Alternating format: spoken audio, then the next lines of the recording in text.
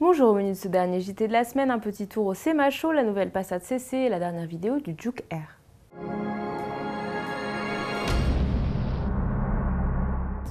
Le SEMA Show s'est tenu cette semaine à Las Vegas, aux États-Unis. Cette grand-messe de la préparation est l'occasion de toutes les fantaisies avec à l'honneur les constructeurs américains et asiatiques. Alors on commence avec les Américains. Pour ses 100 ans, Chevrolet avait mis la Camaro sur le devant de la scène. Après la version Hot Wheels, l'Américain a présenté la Camaro 1LE Concept. Tournée vers la piste, elle sert de laboratoire pour un futur package de compétition sur la ZL1 avec au programme des jantes 20 pouces sport, une double sortie d'échappement et un coloris Victory Red. Autre Camaro rouge présentée, la Camaro Red Zone Concept. Basée sur la Camaro décapotable, elle s'agrémente d'une bande argentée et d'une sellerie cuir titanium. Comme en 2010, l'américaine a remporté un gros succès sur le salon puisque la Camaro a été élue voiture la plus chaude du SEMA.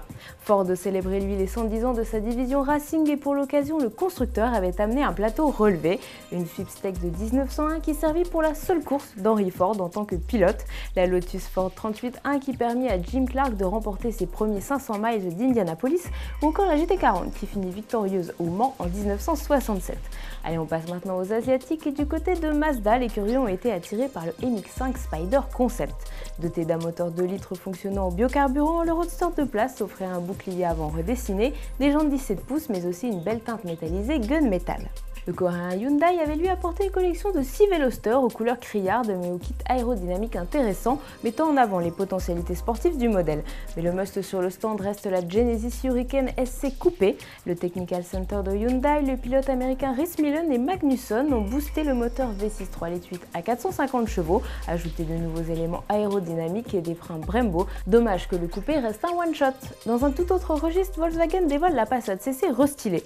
Lancé en 2008, le coupé 4 portes évolue logiquement en milieu de carrière. Le capot a été revu, les grilles de la calandre également. Les optiques désormais Big Xenon ont aussi été retravaillées et gagnent des feux diurnes à LED. Sous le capot, les motorisations restent identiques avec des blocs TDI de 140 et 170 chevaux et 3 blocs essence allant de 160 à 300 chevaux avec un V6.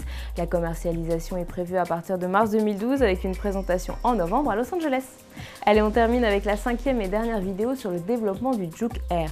Ce petit film arrive un peu tard puisque la présentation du crossover survitaminé a eu lieu la semaine dernière en Espagne. Ici, les ingénieurs dévoilent leurs astuces pour faire entrer le train de la GT-R sur le châssis du Juke 25 cm plus court avec un problème récurrent, renforcer le châssis pour éviter qu'il se vrille sous la force du V6 3.8 litres de la GT-R. Allez, bon week-end sur autoplus.fr.